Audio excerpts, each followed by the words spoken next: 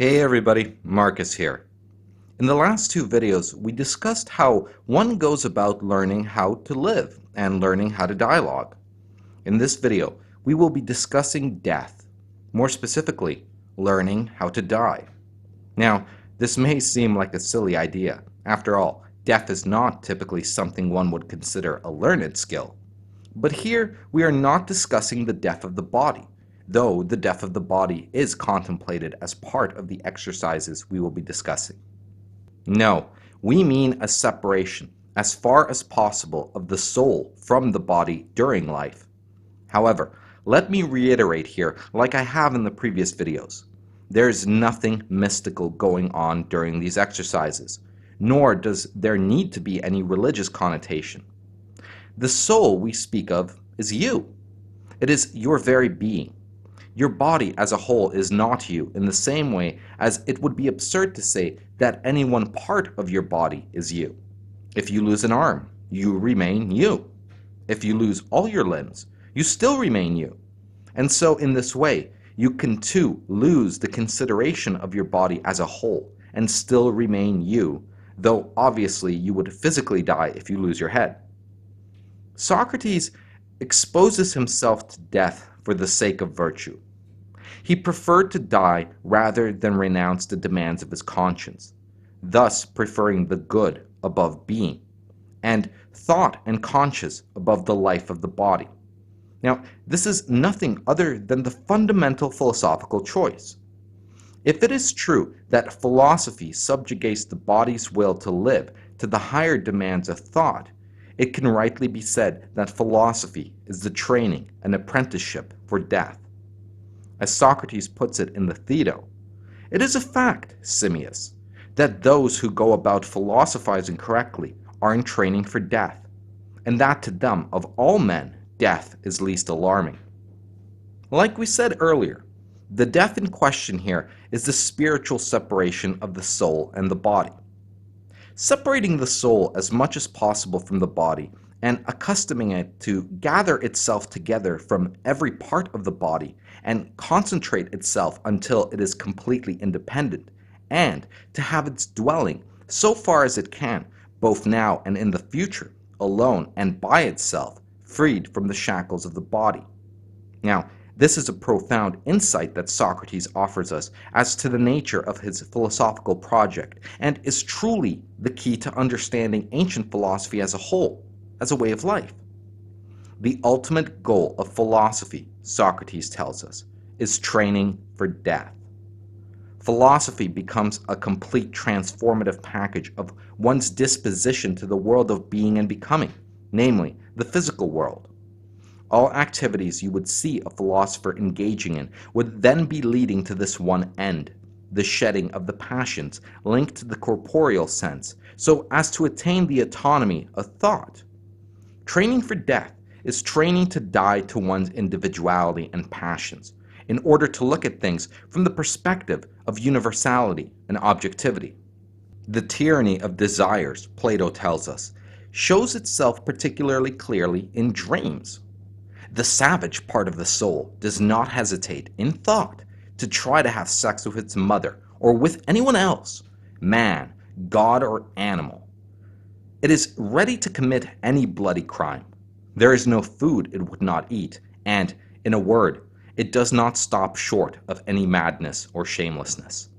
To liberate ourselves from this tyranny, we are to have recourse to a spiritual exercise of the same type as those discussed by Socrates in the Phaedo.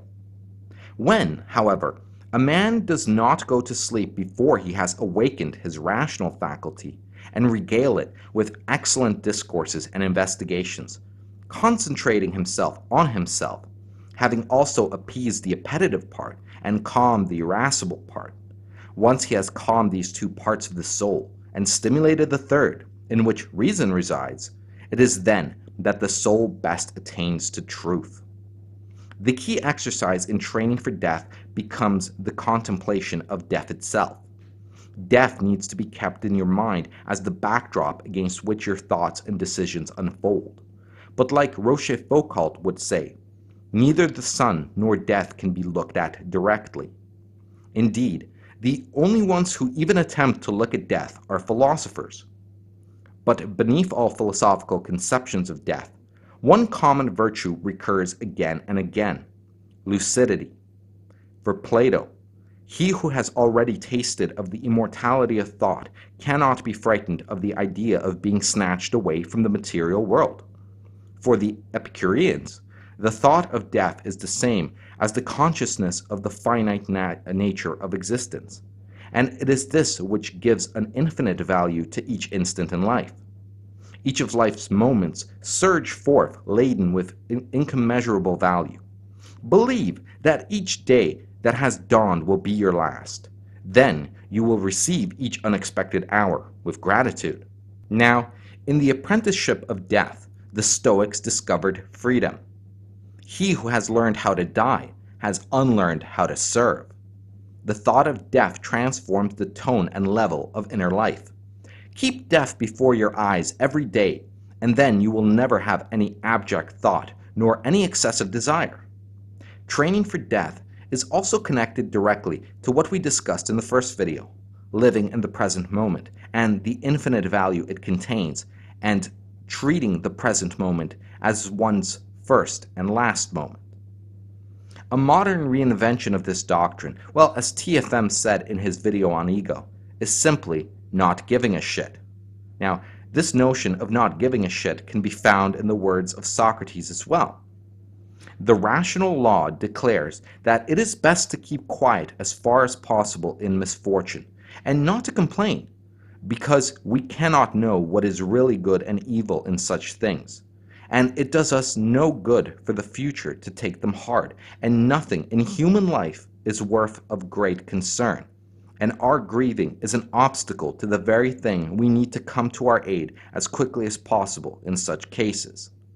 To not give a shit then becomes a consequence of the contemplation of death and the realization of the triviality of those things in life when compared against death. The three key concepts of the insignificance of human affairs, contempt for death, and the universal vision characteristic of pure thought are seen in the following passage. There is this further point to be considered in distinguishing the philosophical from the unphilosophical nature. The soul must not contain any hint of servility, for nothing can be more contrary than such pettiness to the quality of the soul, which must constantly strive to embrace the universal totality of things divine and human. But that soul to which pertain grandeur of thought and the contemplation of the totality of time and of being, do you think that it can consider human life to be a matter of great importance? Hence, such a man will not suppose death to be terrible. Now, in that passage, we see for the first time in philosophy what it is that makes a philosopher a philosopher: greatness of soul. Now, greatness of soul is the fruit of the universality of thought. Thus, the whole of the philosopher's speculative and contemplative effort becomes a spiritual exercise, insofar as he raises his thought up to the perspective of the whole and liberates it from the illusions of individuality. And here we can see a certain progression unfolding. A man begins his journey as an individual, slave to the passions and concerned with the things of the material world and the trials of day-to-day life. Through the contemplation of death, he slowly sheds his individuality, his body, and sees the triviality of that which has concerned him before. In the final stages, he turns his mind away from particular and towards the universal. He concerns himself with the whole. But now, let us look at some things that would concern such a man. Physics, for example, becomes a spiritual exercise, or as we call it now, science. In the first case, physics can be a contemplative activity which has its end in itself, providing joy and serenity to the soul, and liberating it from day-to-day worries. This is the spirit of Aristotelian physics. Nature, which fashioned creatures, gives amazing pleasure in their study to all who can trace links of causation and are naturally philosophers. For the Stoic Epictetus, the meaning of our existence resides in this sort of contemplation. We have been placed on earth in order to contemplate divine creation, and we must not die before we have witnessed its marvels and lived in harmony with nature. Physics, as a spiritual exercise, can also take on the form of an imaginative overflight, which causes human affairs to be regarded as of little importance. Now, this can be found in the Stoic Marcus Aurelius. Suppose you found yourself all of a sudden raised up to the heavens, and that you were to look down upon human affairs in all their motley diversity. You would hold them in contempt if you were to see, in the same glance, how great is the number of beings of the ether and the air living round about you. Seneca says something similar. The soul has attained the culmination of happiness when, having crushed underfoot all that is evil, it takes flight and penetrates the inner recesses of nature. It is then, while wandering amongst the very stars, that it likes to laugh at the costly pavements of the rich. But the soul cannot despise all these riches before it has been all around the world, and casting a contemptuous glance at the narrow globe of the earth from above, says to itself, "So this is the pinpoint which so many nations divide among themselves with fire and sword? How ridiculous are the boundaries of men!" You see, it is at this stage that we die to our individuality. In so doing, we accede to the interiority of our consciousness, and on the other hand, to the universality of thought of the all. You were already the all, but because something else besides the all came to be added onto you, you have become less than the all by the very fact of this addition. For the addition did not come from being, what could be added to the all, but rather from not being. When one becomes someone out of not being, one is no longer the all, until one leaves the not being behind. Moreover, you increase yourself when you reject everything other than the all, and when you have rejected it, the all will be present to you. First, the soul was purified by its gradual detachment from the body. Then came the knowledge of and subsequent passing beyond the sensible world. Finally, the soul achieved conversion toward the intellect and the one, namely, the form of the good. Indeed, training for death can be viewed as the hallmark of the philosopher and the road towards greatness of soul. It is a purge that a man must undertake to make his mind fertile for what he will plant later on. Now, I will end this video with a quote from Plotinus. If one wants to know the nature of a thing, one must examine it in its purest state, since every addition to a thing is an obstacle to the knowledge of that thing. When you examine it, then remove from it everything that is not itself. Better still, remove all your stains from yourself and examine yourself. If you do not yet see your own beauty, do as the sculptor does with a statue which must become beautiful. He removes one part, scrapes another, makes one area smooth, and cleans the other, until he causes the beautiful face in the statue to appear. In the same way, you too must remove everything that is superfluous, straighten that which is crooked, and purify all that is dark until you make it brilliant. Never stop sculpting your own statue until the divine splendor of virtue shines in you. If you have become this, and have nothing alien inside you mixed with yourself, when you see that you have become this, concentrate your gaze and see. For it is only an eye such as this that can look on the great beauty. Then the seer no longer sees his object, for in that instant he no longer distinguishes himself from it. He no longer has the impression of two separate things, but he has, in a sense, become another. He is no longer himself, nor does he belong to himself, but he is one with the one, as the center of one circle coincides with the center of another. Now, I was planning on making a fourth video in this series entitled Learning How to Read. However, I think that I can achieve that in the context of this video.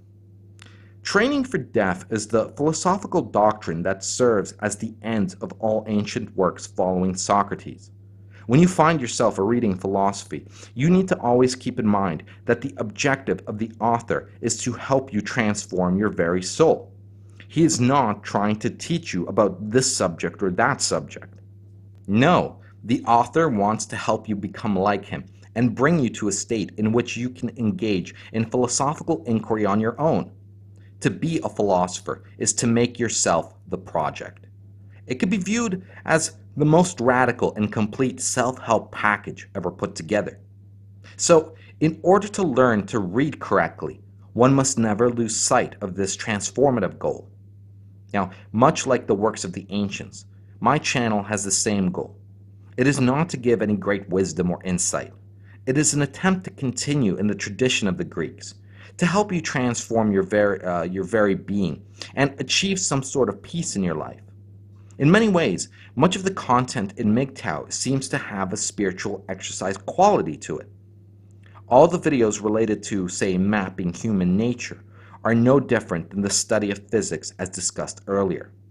We are trying to move past the individual and gaze upon the universal. But like with all spiritual exercises, they only work as long as you continue to practice them. Culture is a current that carries us in a direction away from the things discussed in MGTOW. A continual process of renewal is therefore needed. Thanks for listening. Go team.